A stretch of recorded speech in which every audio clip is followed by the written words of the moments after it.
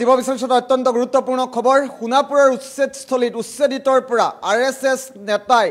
নিশা বস্তু কাহিনীৰ গুৰুতৰ অভিযোগ উত্থাপন হৈছে নিশা কলা কাপোৰ মুখত বান্ধি আহি উচ্ছেদিতৰ ওপৰত নিশাৰ ভাগত আৰএছএছ নেতাই আক্ৰমণ কৰাৰ গুৰুতৰ অভিযোগ উত্থাপন কৰিছে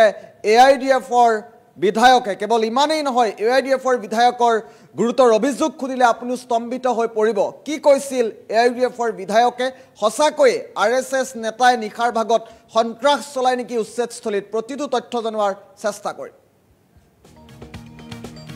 অত্যন্ত গুৰুত্বপূৰ্ণ খবৰ সোণাপুৰৰ উচ্ছেদস্থলীত উচ্ছেদিতৰ দুৰ্বিষহ পৰিস্থিতি নদীৰ পাৰত খাদ্য বাসস্থান অবিহনে জীয়াই থাকিবলৈ বাধ্য হৈছে উচ্ছেদিত এই বিস্ফোৰক অভিযোগ উত্থাপন হৈছে মুখত কলা কাপোৰ মাৰি উচ্ছেদিতক আৰএছএছ বিজেপি কৰ্মীয়ে ভয় ভাবুকি দিয়াৰ অভিযোগ উত্থাপন হৈছে উচ্ছেদিতৰ সা সামগ্ৰীও কাহিনীৰ গুৰুতৰ অভিযোগ এআইডিএফৰ সোণাপুৰৰ উচ্ছেদিতৰ ন্যায়ৰ দাবীৰে ডিজিপিক সাক্ষাৎ কৰিছে এআইডিএফ বিধায়কে উচ্ছেদিতৰ অমানৱীয় আখ্যাৰে ডিজিপিক অভিযোগ ৰফিকুল ইছলামৰ কচুতলিৰ স্থানীয় লোকেও উচ্ছেদিতক ভাবুকি দিয়াৰ গুৰুতৰ অভিযোগ উত্থাপন হৈছে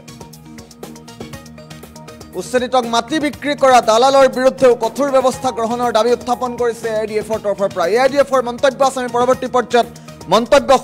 সোণাপুৰৰ উচ্ছেদস্থলীত উচ্ছেদিতৰ দুৰ্বিষহ পৰিস্থিতি হৈছে বুলি উল্লেখ কৰিছে নদীৰ পাৰত খাদ্য বাসস্থান অবিহনে জীয়াই থাকিবলৈ বাধ্য হৈছে উচ্ছেদিত এই অভিযোগ এআইডিএফৰ মুখত কলা কাপোৰ মাৰি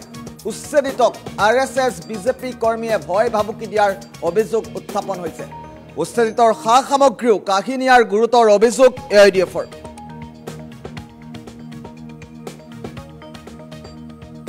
আৰু সমগ্ৰ ঘটনা সন্দৰ্ভত কিছু মন্তব্য আহি পৰিছে মুহূৰ্তত পুনে পুনে মন্তব্য শুনোৱাৰ চেষ্টা কৰিম ডিজিপি সাহেবক আমি লগ কৰিলোঁ আৰু তেখেতৰ লগত লগ কৰি আমি এই কচুতলিৰ যি ঘটনা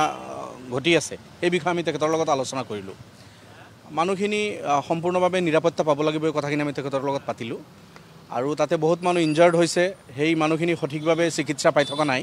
আৰু গাঁৱতো এতিয়া বহুত ইনজাৰ্ড মানুহ থকা বুলি আমি বিভিন্ন চৰ্চত আমি খবৰ পাইছোঁ যে এতিয়াও গুলিবিদ্ধ বহুত মানুহ গাঁৱত আছে সেইসকলক আহিব দিয়া নাই বা সঠিক চিকিৎসা তেখেতসকলে পোৱা নাই এই কথাখিনি আমি তেখেতক অৱগত কৰিছোঁ যে মানুহৰ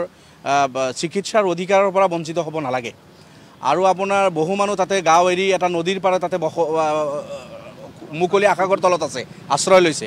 600-700 মানুহ তাতে এটা নদীৰ পাৰত আছে এই মানুহখিনি খোৱা বোৱাৰ কোনো ব্যৱস্থা নাই বাহিৰৰ পৰা কোনো মানুহ যাব দিয়া নাই আমি যোৱাকালি যাব বিচাৰিছিলোঁ আমাক যাব দিয়া নাই আপোনালোকে দেখিছে এই কথাখিনি আমি অৱগত কৰিছোঁ যে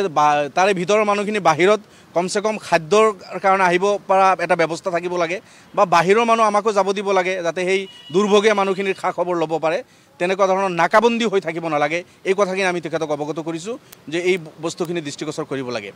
যোৱা ৰাতি আমি খবৰ পাইছোঁ কিছুমান নটিচ কিছুমান ঘৰৰ আগত এনেই পেলাই থৈছে এই নটিচবিলাক আপোনালোকে জানে গুৱাহাটী হাইকোৰ্টৰ এটা জাজমেণ্ট আছে যে চৰকাৰী মাটিতো যদি কোনো ব্যক্তি থাকে সেইজন মানুহ যদি ইভেকশ্যন কৰিব খোজে তথাপি 15 দিন আগত নটিচ দিব লাগে কিন্তু যোৱাকালি হয়তো নটিচ পেলাই থৈছে 3 দিন সময় দি পেলাই থৈছে 3 দিন সময় দিব নোৱাৰে কমসে কম 15 দিন সময় মানুহখিনিক দিব লাগিব তেখেতসকলে চৰকাৰী ভূমিত আছে ভূমিহীন মানুহ তেখেতসকলে কোৰ্ট কাছাৰীত যোৱাৰ সুবিধা পাব চৰকাৰৰ ওচৰত যোৱাৰ সুবিধা পাব যে আমাক কিয় উচ্ছেদ কৰে আমাক সংস্থাপনৰ ব্যৱস্থা কৰক গতিকে এই বস্তুখিনি যাতে নিয়মমতে হয় তেনেকুৱা ধৰণৰ কথা আমি তেখেতক অৱগত কৰিছোঁ গাঁৱত কিছুমান চিভিলিয়ান আপোনাৰ পুলিচে মানুহক নিৰাপত্তা দিয়া পুলিচৰ দায়িত্ব কিন্তু পুলিচৰ উপৰিও কিছুমান চিভিলিয়ানে গাঁৱত ঘূৰি কিছুমানৰ ঘৰৰ পৰা কিছুমান মূল্যৱান সা সামগ্ৰী উঠাই লৈ যোৱাৰো কিছুমান খবৰ বাৰ্তা আমি পাই আছোঁ বা ভয়ভীতি মানুহক দেখাই আছে কিছুমান চিভিলিয়ানে তাতে গৈ বিশেষভাৱে আৰএছএছৰ কিছুমান কেডাৰৰ কথা অভিযোগ আহি আছে বিজেপিৰ কিছুমান কেডাৰৰ কথা অভিযোগ আহি আছে বিজেপি আৰু আৰএছএছৰ কিছুমান কেডাৰে এনেকুৱা মুখত কলা কাপোৰ বান্ধি ৰাতি গৈ মানুহক দাবী ধমকি দি আছে নটিচ পেলাই থৈ আছে মূল্যৱান সামগ্ৰী কোনোবা উঠাই লৈ গৈ আছে এইবিলাক খবৰ কিন্তু আমি পাই আছোঁ আমি অৱগত কৰিছোঁ তেখেতে কৈছে ঠিক আছে নিশ্চিতভাৱে আমি এই বস্তুখিনি লক্ষ্য কৰিম আৰু অমানৱীয়ভাৱে মানুহৰ ওপৰত যাতে এনেকুৱা অত্যাচাৰ নহয় তাৰ কাৰণে আমি তেখেতক আহ্বান জনাইছোঁ যে আপুনি এইখিনি দৃষ্টি চাব লাগে নিৰাপত্তা নিশ্চিত কৰিব লাগে নিৰাপত্তাৰ মানে ভয়ত যাতে কোনো মানুহ শংকিত হৈ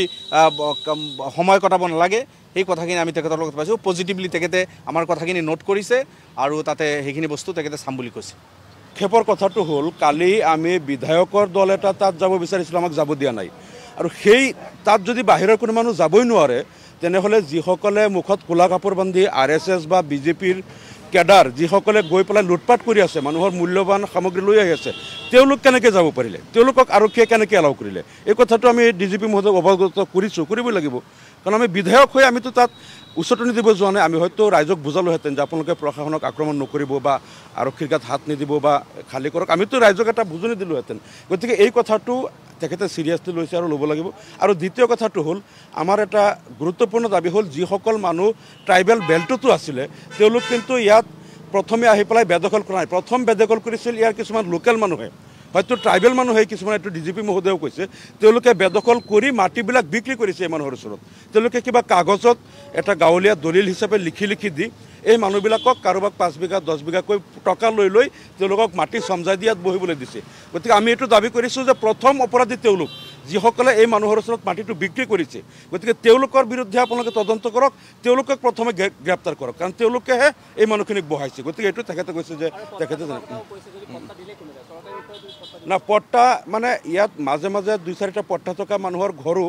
ভাঙিছে বুলি তাৰ লোকেল মানুহে আমাক অভিযোগ কৰিছে আমি কথাটো DGP মহোদয়ক অৱগত কৰিছোঁ আৰু যদিহে সঁচাকৈ যিসকলে চাৰ্কল অফিচত এপ্লাই কৰি পট্টা চৰকাৰী পট্টা পাইছিল তেনেকুৱা যদি ভাঙিছে সেইটোতো তেওঁলোকক ক্ষতিপূৰণ দিবই লাগিব আৰু যিসকলক গাঁৱলীয়া দলিলত তেওঁলোকে লিখি দি টকা লৈ মাটি সমজাই দিছিল তাৰো তদন্ত কৰি এই অপৰাধীবিলাক ধৰিব লাগে বুলি আমি দাবী জনাইছোঁ আৰু নিক্ষেপৰ কথাটো হ'ল কালি আমি বিধায়কৰ দল এটা তাত যাব বিচাৰিছিলোঁ আমাক যাব দিয়া নাই